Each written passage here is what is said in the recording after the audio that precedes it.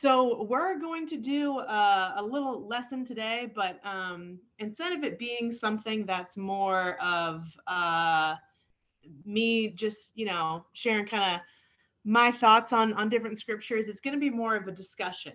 So I definitely encourage you to, unmute yourself when the time comes and really be able to share vulnerably. And one thing that Allie and I were talking about last night is whether to record or not record or whatever, because we definitely during the time to share, which is going to be majority of the time. I would love for everyone to just share like super honestly. And so Ali and I are gonna go back over the lesson and kind of cut out the parts where we share, so you can have privacy and that will be posted on YouTube or whatever. But yeah, definitely encourage you to just be open and share share the good, bad, and the ugly, because I think we can all feel that. But so the title of today's lesson is called Misconceptions of Ministry. And just to share a little bit of myself, so I'm Jenna and I have two children, Westbrook, who just turned 4, and then Peyton, who is 14 months, 15 months almost. So life is very crazy, good, chaotic right now. Actually, yesterday we weren't really all feeling great, and then towards the end of the night, Collier realized all of a sudden, like, wow, I can't taste anything that I'm eating. So last night, Collier took a COVID test, and after 3+ years of avoiding COVID, he came down with it, and he tested positive for COVID. And I tested negative, but I feel horrible. So, so we'll see. You can be praying for me. But that's kind of life right now for us. It's a little bit crazy, and we're here in the Boise church, Christ Worldwide, Idaho, and we moved here last June, so almost a year ago, to really help restart the campus ministry at Boise State. And it's been incredible. It's been a great year in a lot of different ways, and I think God is really moving in our hearts and in the group's hearts, and it really feels like Idaho is our home. Idaho is a cool bumper sticker that people have. Like every Forerunner that's owned by a female has a Idaho bumper sticker on it. But anyways, it feels like Idaho, and we just love being here. And before we came out here to Boise, I was born and raised in the Boston church, and so I had been in ministry. Gosh, this summer will be like 8 years. For Collier, it'll be something like maybe 10 or 11 years. So we've definitely are on the shorter end of ministry, but in a lot of ways, I think God has allowed us to go through certain like ministry trials and to learn certain things and to really kind of be in a place in here in Idaho, in Boise, where we're able to figure out some of these things that we felt were kind of misconceptions in ministry over the years and really kind of nail down the right way or why we were feeling that or how to really go about things. And so I'm honestly going to be asking a lot of questions about how you're doing in ministry, in your ministry with the women that you're with, how you are doing yourself. And I definitely want it to be a time, not like a vent session, right? Not like a vent session of, oh, my group is, so X, Y, and Z, but to really share our experiences with each other, so we can change our mindsets moving forward. And so we can really have our mindset be what God intended, and not really what people have intended. And also to be able to evaluate ourselves in a really like pure, healthy way, to be able to not be down on ourselves, right? Because that's not good. And I think probably, I'm guessing more of us in this group can be a little bit down on ourselves rather than like prideful. So when we share and when you are sharing, I don't want it to be a I stink because I did this or I don't do that enough, but really to have it to be a time where you can just speak fairly about, how you're doing in your experiences and whatnot. So we're gonna head over to 1 Corinthians 3. We're gonna read 1 Corinthians 3, and this is one of my favorite chapters of the Bible right now. I think it has so many excellent little tidbits and overall giant big themes of what leadership should be, what holy leadership should look like. So I thought about reading the whole chapter. I thought about maybe that might be too much. But I think if you guys are okay with it, I'll just go ahead and read the whole chapter. It's not super long. I think it's 23 or so verses. So I'm going to go ahead and do that. And actually going to read from the computer because I have a study Bible and it's great, but it's a little choppy. So 1 Corinthians 3, and you know what, we're just going to go for it and read the whole chapter. Is everyone there? The Zoom thing is so weird. Okay, but we're all there. Okay, so this is Paul, chapter 3 is Paul speaking to the church in Corinth. And they're getting a little bit of a rebuke, a big rebuke. And I just want to, just before we dive into this, just encourage that this is totally not a rebuke. Because I think in a lot of ways that would be really foolish of me to come and like rebuke a woman who I don't totally know very well yet. But I think, so I don't want us to necessarily focus on the rebuke because you are not at all getting rebuked, but I think maybe there's some misconceptions that maybe we have learned along the way that I kind of want to help us to refocus, if that makes sense. So I'll start in verse 1. And I, brothers and sisters, could not speak to you as spiritual people, but only as fleshly, as to infants in Christ. I gave you milk to drink, not solid food, for you were not yet able to consume it. But even now you are not yet able. You are still fleshly. For since there is jealousy and strife among you, are you not fleshly? Are you not walking like ordinary people? For one person says, I am with Paul. Another, I am with Apollos. Are you not ordinary people? What then is Apollos? And what is Paul? Servants through whom you believed, even as the Lord gave opportunity to each one. I planted, Apollos watered, but God was causing the growth. I love that. God was causing the growth. So that neither one who plants nor the one who waters is anything, but God who causes the growth. Now the one who plants and the one who waters are one, but each will receive his own reward according to his own labor. For we are God's fellow workers. You are God's field, God's building. According to the grace of God which was given to me, like a wise master builder, I laid a foundation, and another is building on it. But each person must be careful how he builds on it. For no one can lay a foundation other than the one which is laid, which is Jesus Christ. Now, if anyone builds on the foundation with gold, silver, precious stones, wood, hay, or straw, each one's work will become evident, for the day will show it, because it is to be revealed with fire, and the fire itself will test the quality of each one's work. If everyone's work, which has built on its remains, will receive a reward. If anyone's work is burned up, he will suffer loss, but he himself will be saved, yet only as through fire. Do you not know that you are a temple of God, and that the Spirit of God dwells in you? If anyone destroys the temple of God, God will destroy that person. For the temple of God is holy, and that is what you are. Take care that no one deceives himself.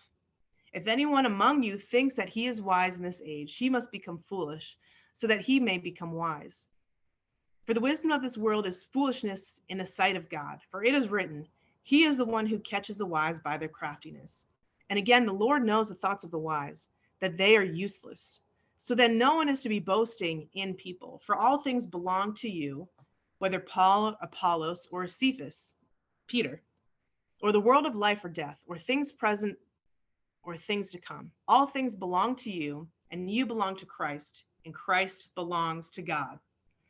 Okay, a little bit of a long chapter there. But there's some really amazing points in this chapter that Paul is talking about. And I kind of want to work our way back a little bit and spend just a little bit of time on 1 Corinthians 23 to 28. There's a sentence in here that I think is very important, but is also a big misconception of leadership, and a misconception sometimes of ministry. And that is that the wisdom of the world is foolishness to God. The members of the Corinth church, thought of themselves as very wise, right? Which isn't necessarily like a bad thing. If you thought that you were unwise and you're a disciple, you're trying to grow, you're somebody committed to God, obviously you're going to try to think and understand things that are wise. Like no one tries to think of things that are foolish on purpose. But I mean, man, this group of people were totally blind. And that's what Paul is saying here. They thought that they were wise and they were doing the right or even the righteous thing. And how they thought of different things were righteous. But God actually says that how they were seeing things, how they were viewing things, and even specifically how they were viewing leadership and the fruit of the labor of Peter and Paul and Apollos was incorrect. They deceived themselves into thinking that something which was sinful was righteous. And I think this is something that, when we're reading about the religious people in the Bible, I mean, they were always deceiving themselves. And that's one thing we got to be very careful of. I don't think anyone walks around in this group and is like trying to do things the wrong way or maliciously. Like, I think everyone in this group, and honestly, I think majority of all disciple women and men, like their motives are pure and trustworthy. But in many ways, if it happened in the Corinth church, it can happen to us, where we think something is right and something is righteous, but it's actually foolishness to God. And it's a little bit unclear what was actually going on in the Corinth church, like what the exact issue was. And there was a lot of immaturity, but it's not super clear at the beginning of the chapter, like what exactly was going on. But it's clear that the disciples were boasting in human efforts. They were boasting in human efforts. And that's, I think, a huge misconception that can happen in the ministry, where we focus on the human efforts rather than on God and on his efforts. And so I just want to take a second here and just kind of open it up to the group, and ask you guys what you think about this passage. The end here, verse 23 and 28, about foolishness to God. Foolishness of the world is wisdom to God, and how the wisdom of God is foolishness to the world. And even this idea of boasting in human efforts.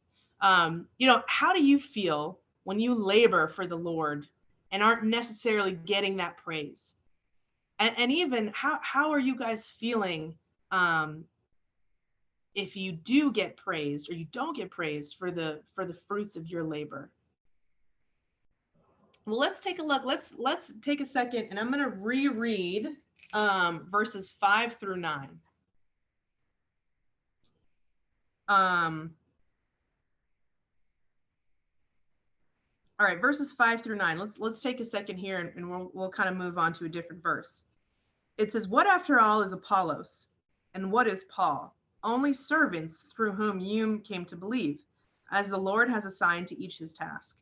I planted the seed, Apollos watered it, but God has been making it grow. So neither the one who plants nor the one who waters is anything, but only God who makes things grow.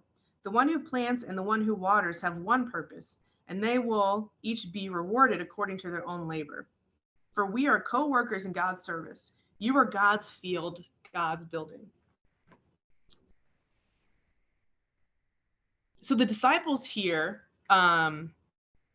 they're kind of what we've been talking about in the last verses, but their understanding of leadership was just incorrect. They were focusing on the human leaders and what the fruit of what the human leaders were doing, rather than what God was doing and how God was blessing. And And Apollos and Paul were well-known, preachers and teachers that had a big impact on the Corinth church. And I mean, Paul had a massive impact on like my life and all of our lives, and all of the Gentiles' lives for forevermore. So I mean, Paul is such an important figure. But I love here in verse earlier in the verse, when he talks about that, he just considers himself a servant, and that's the labor that he is talking about. And God gave both Apollos and Paul a task to teach people about Christ, and the result of teaching people about Jesus, it's God's glory, right? Not the glory for Apollos, not the glory for Paul. I mean, Paul definitely chose to live like the most unglorious life. I mean, gosh, in one of the other verses, he talks about how he was shipwrecked for 3 days and 3 nights. I mean, he just chose like the hardest of the hardest things to do. And I think for us, like this has a big translation into our lives, maybe that we don't even realize. I think whether it's through like Disney movies that we grew up watching, or I don't know, different like leadership books that we're reading, or I think even like really good-hearted teachers or professors or people in our lives, or even disciples, whoever. I think the one misconception when it comes to ministry is that the harder you work, the better your results will be. And this hard work and results kind of go hand in hand. Hard work and results, right? This is kind of what we're taught. These are together at the same kind of spot. But if you don't work hard, you're not going to see the results. And spiritually, this is just not true. This is just totally not true. This is totally a misconception. Now, I definitely am not. I think we should all like work hard and be diligent. Like, I think that's a really good thing. And this is definitely not, me saying, hey, just take things easy. And I would say, okay, if you are a minister and you're in ministry, you are a hard worker. I mean, there's no question about it. Like, yeah, I mean, let's just make that clear. I mean, the women in this group work hard, and I don't even need to know you to know that you work hard. I know that because, I don't know, it's just kind of what our job is. And it's a lot of selfless work. So let's just take one thing off the table. Like, I know we all work incredibly hard. And so sometimes when we are working this hard, and I think this is what Gina was talking about a little bit. I mean, honestly, what everyone was sharing is sometimes we can feel like, I don't see the results, so therefore I must not be working hard or hard enough, which I don't think we maybe think that in the front of our brains, but maybe we feel that in the depths of our hearts. And other times we can feel like, I am working so hard. God, why aren't you blessing my efforts, or even the efforts, in the way that I want? And I'm not talking about like, God, why aren't you blessing my stocks? Or God, why aren't you blessing this deal that I'm trying to close? I mean, we're talking about like studying the Bible with people. Like, it's good if you want God to bless you with somebody becoming a disciple. I mean, there's nothing weird about that. You know what I mean? That's a good thing. But I think the part where we get confused by, or can even run into some trouble, is when we don't see the fruit, right? When we are sharing, Collier just said, one of his good buddies in Rhode Island was on one of the state schools, and he got 100 numbers, right? And this guy is, he's been in campus ministry for a long time, so him getting 100 numbers, that was great. And he said, he kind of did the math. Okay, I have 100 numbers. I should have this many people call me back.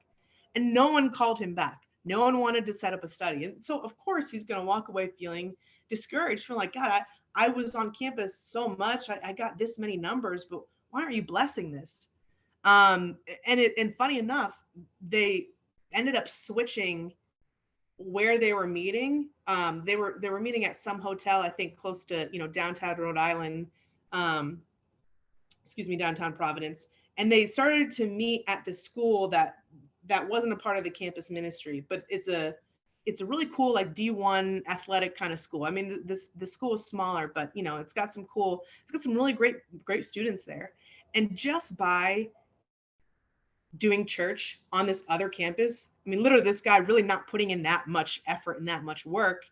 There was a bunch of basketball and football players who ended up coming to the service. And this is not always how it happens. But you know, I think for us, well, here we see that maybe the disciples' motives weren't totally pure, and that's what Paul is kind of addressing and talk to them about. And I think, you know, your motives are pure. Like if you're here, you're here doing the right thing. But I think we can get really discouraged when we're planting and there's no growth. And it's hard, you know. I think for me, like in a good way, I do want to care what people think about me. And I do care a lot what people think about me. I think it would be almost a little bit like backwards if we're in ministry and we don't totally care about, you know, how people are viewing us or what people are thinking. But I think there is a line, and there is a good balance where we can, you know, labor as servants, which is what Paul talks about, and let the results be God's results, whether good or bad.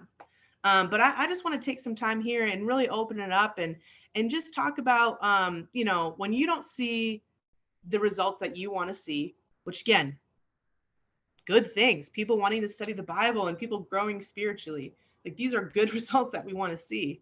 When you're working so hard and you don't see those results, where do you kind of land? What do you feel? What's going through your mind? What's going through your hearts? Well, kind of ending here, misconceptions of ministry. You know, again, I think the most important thing is work for the glory of God, you know, to glorify him. And one thing I like to pray is that God will just empty myself of me and fill myself up with him. You know, and I didn't even really get to, I wanted us to share a lot, but the best way and the best like kept secret of ministry, in my opinion, is what Paul is saying here, is just being a servant. I mean, if that can, is being a servant to glorify God. If you can have that and let all the other stuff go, I mean, you'll be the best minister you can be. Yeah, I mean, moving forward, one thing I'd love to just talk and keep thinking about is okay, you know, we all work so hard, but how can we work smarter, not necessarily harder? Right? And I think Kara, you know, that was going to be my I'm sorry, am I saying her name right? I'm getting really insecure all of a sudden. Okay. That's something you talked about. That was one of like the 5 questions I wanted to follow up and ask you, and we can, you know, keep talking about that. And I encourage all of us to really think about that, is, you know, spiritually, how can we work smarter and maybe change our focus to God rather than complete more tasks and work harder. But I love you all so much. I'm so grateful for you. Thank you for taking the time to just be here and listen. I hope what I said made sense. I'm not totally sure it did with how I'm feeling. But thank you for just being the examples and for being, you know, some of the most, honestly, just amazing women. And I wish I could be around you more physically, but I'm so grateful for these times together.